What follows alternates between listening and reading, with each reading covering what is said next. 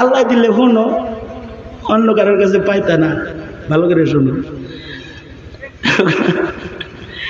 কবুতরের একটা সুন্দর গুণ আছে। কবুতর পালছেন কেউ? আমি কিন্তু কবুতর পালছি। আই খালি ক্যামেরা তোলে জেনে এনে, আমি কবুতর পালছি। কবুতরের একটা সুন্দর খাসিলত হইল,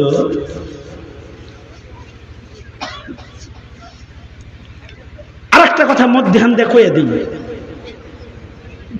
মাঝখান দিয়ে একটা কথা বলে দিই। আল্লাহর ঘর মসজিদের ভিতরে মানুষের থাকা জায়েজ আছে? বাড়ি বানায়া বউ লইয়া করো কে মিয়া? কোন প্রাণীর থাকা জায়েজ আছে? কিন্তু একটা প্রাণী আছে, ওর আল্লাহর ঘর মসজিদে বউ লইয়া প্রেম করা জায়েজ আছে। এটা হলো হযরত ওয়ালা কবুতর দামাত বারকাতুহু। এ কারণে কবুতর যদি মসজিদের ভিতরে বাড়ি বানায়, তার বাড়ি ভাঙ্গা নিষেধ। ফিকহের কিতাবে এ নিয়ে আলোচনা আছে। কেন? কবুতরের ভেতরে নবী প্রেম আছে। গুহায় কাফেররা যখন রাসূলকে মারতে গেছে, কবুতর তখন ডিম পেড়ে আল্লাহর রাসূলকে আড়াল করে কাফেরদের দৃষ্টির থেকে এসে আড়াল করে রেখেছে। আল্লাহু আকবার জোরে বলো। ওর ভেতরে নবী প্রেমের ঈমান আছে। যাই হোক, এটা ফাঁক দিয়ে একটা সঠিক কথা বললাম। মসজিদে কোন প্রাণীর বাসা ভাঙ্গা নিষেধ? কবুতর। কবুতর কবুতরের বাসা মসজিদে ভাঙ্গা নিষেধ। আমি ওইটা আমার সাবজেক্ট না। আমি বলতে চাই যেটা, সেটা হলো কবুতরের একটা সুন্দর গুণ হলো, কবুতরের দিন থেকে যখন কবুতরের একটা সুন্দর গুণ হলো, কবুতর যখন এক হাত তোলেন যাক না আছেন যে এটা বুঝাইতেছি আর কি, শুধু করে। কবুতরের একটা সুন্দর গুণ হলো, কবুতর যখন বাচ্চা ফোটে, কবুতর নিজের বাচ্চাকে 3 দিন লাগাতার পাহারা দেয়। বাচ্চা হওয়ার পরে বাচ্চা রেখে কোথাও সে যায় না। 3 দিন। কয়দিন? কামালউদ্দিন তাবরি রহমাতুল্লাহ আলাইহি বলেন, এই 3 দিন কবুতর কি করে জানো?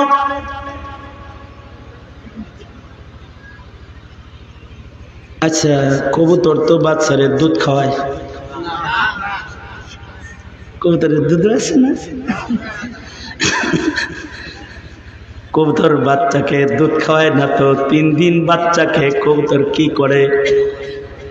হযরত কামালউদ্দিন তাবরি রহমাতুল্লাহ আলাইহি প্রাণী বিজ্ঞান পড়ায়।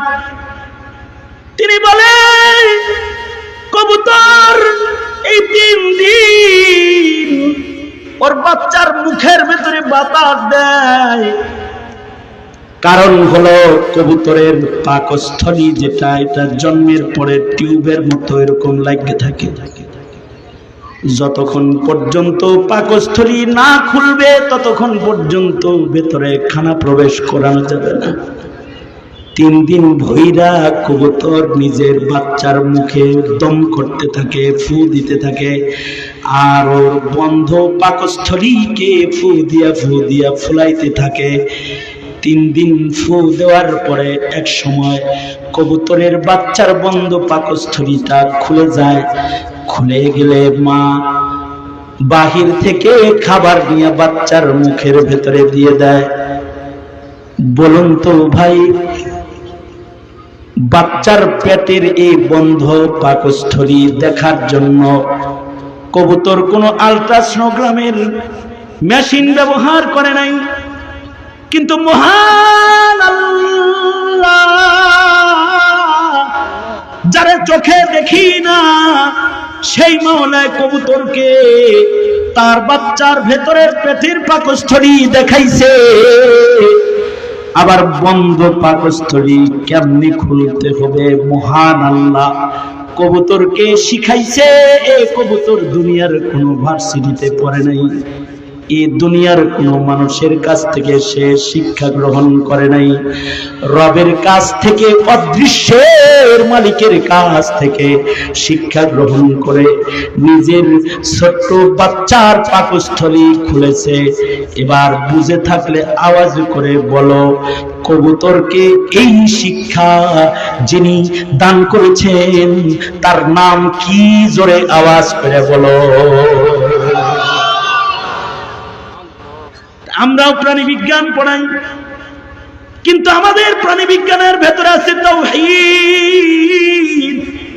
আমাদের প্রাণী বিজ্ঞানের ভেতরে আছে তোমার মালিককে, এটা পরিচয় তুলে ধরা। কিন্তু তোমাদের প্রাণী বিজ্ঞান যে নাস্তিকরা লেখে তার ভেতরে আছে রবের পরিচয় শূন্য করা। তোমাদেরকে বই পড়ায় নবীর ইজ্জতের উপরে গালি দেওয়া শিখায় দেয়, আর আমরা বই পড়ায় নবীর প্রেম ঢুকাই। জীবন দিবে কিন্তু হানজালার মতো নবীর ইজ্জত লুটায় দিতে দিবে না।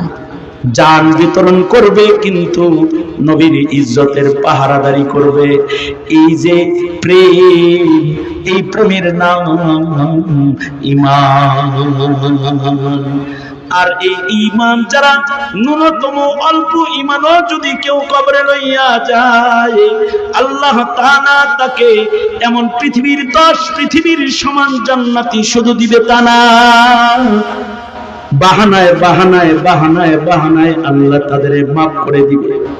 এ কারণে তোমরা কালিমাওয়ালা যারা নামাজ পড়ো না, তোমরা কালিমাওয়ালা যারা রোজা রাখো না, তোমরা কালিমাওয়ালা যারা দাড়ি রাখো নাই, তোমরা কালিমাওয়ালা যারা 30 বছর গুনাহ করেছো, ও যুবক কালিমাওয়ালা 25 বছরের ভিতরে রবের হাজিরা সেজদা তুমি দাও নাই, ওযুটা পর্যন্ত শিখো নাই, 2 রাকাত নামাজের মাসাইল তুমি শিখো নাই। তোমার জন্য আল্লাহর রহমতের এক ঝাঁক কথা লইয়া আসছি, তোমার কানে পৌঁছায় দিলাম। তোমার রব তোমারে বড় ভালোবাসে, তোমার রব তোমাকে বড় মুহাব্বত করে। যদি তুমি আজকে এই মাহফিলে এই গভীর রাত এখন বসে যদি চোখের 2 ফোঁটা পানি তুমি ছেড়া দিয়া তোমার রবের যদি বলবার পারো, আল্লাহ তুমি আমারে ভালোবাসো কিন্তু আমি তোমারে চিনি নাই, তুমি আমাকে মুহাব্বত করো আমি তোমারে বুঝি নাই। আল্লাহ গো, আজকে তোমারে চিনছি, আজ থেকে আমি নামাজ পড়বো, আজ থেকে আমি রোজা রাখবো, আজ থেকে প্রতিদিন কিছু কোরআনের তিলাওয়াত আমি করব, আমার পেছনের গুনাহ তুমি মাফ করে দাও।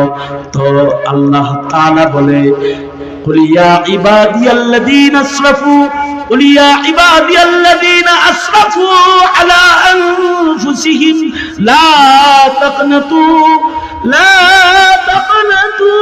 من رحمة الله إن الله يغفر الذنوب جميعا। তোমার জিন্দেগি যত গুনাহ আছে সব আল্লাহ এক মুহূর্তে তোমাকে ক্ষমা করবে। শুধু তাই নয়, আল্লাহর রাসূল বলেন, উলাইকা ইউবাদদিলুল্লাহু সাইয়্যাতিহিম হাসানাত।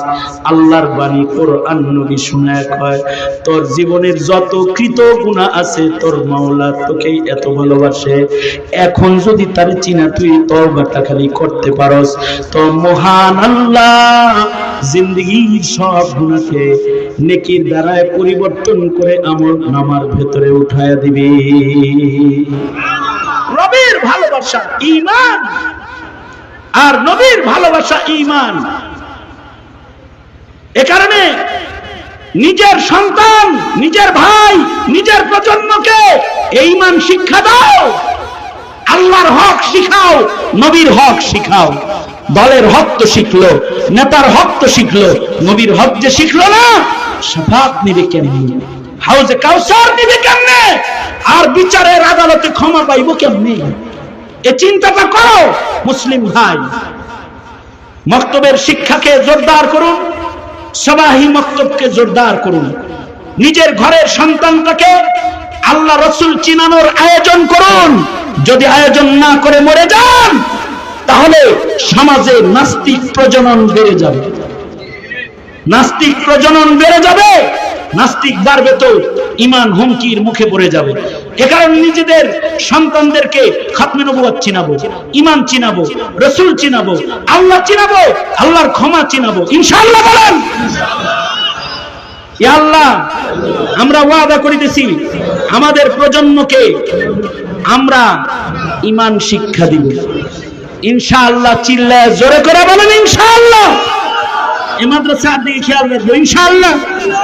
এই মাদ্রাসায় সাদাকা খায়রাত করবেন, এই মাদ্রাসায় খেয়াল রাখবেন, এই মাদ্রাসায় হাফেজ বানায়, আলেম বানায়। কতগুলো ছেলে রে 9 মাসে এমবি করছে, আহারে খেয়াল রাখবেন ইনশাআল্লাহ। বলেন আল্লাহ তৌফিক দান করেন। সবাই ইস্তিগফার করেন, আস্তাগফিরুল্লাহ রাব্বি মিন কুল্লি যামবি ওয়া আতুবু ইলাইহি লা হাওলা ওয়ালা কুওয়াতা